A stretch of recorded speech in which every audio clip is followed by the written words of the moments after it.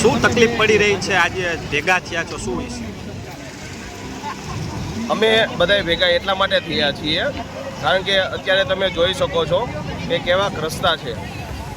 રસ્તા એટલા ખરાબ છે કે અમારે 8 વાગે ઘરેથી નીકળવાનું હોય એ છતાં અમારે છોકરાઓને મૂકવા માટે 9 વાગે નીકળવું પડે છે કે સ્કૂલે ટાઈમે પહોંચી શકે.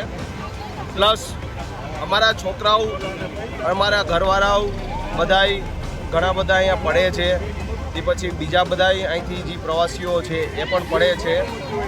અને કહેવાનો મતલબ પ્રશાસનને એ છે કે જલ્દી ને જલ્દી આ રસ્તા રિપેરિંગ કરાવો.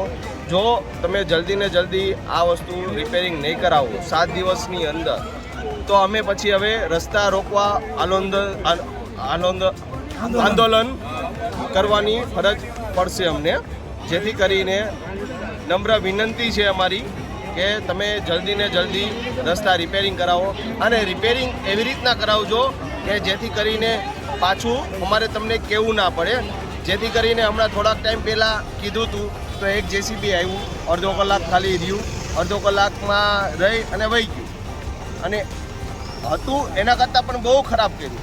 સામે તમે જોઈ શકો છો કીચડ એકદમ કરી નાખ્યું છે, જ્યાં બાઇક જાય તો સીધું સ્લીપ જ ખાય.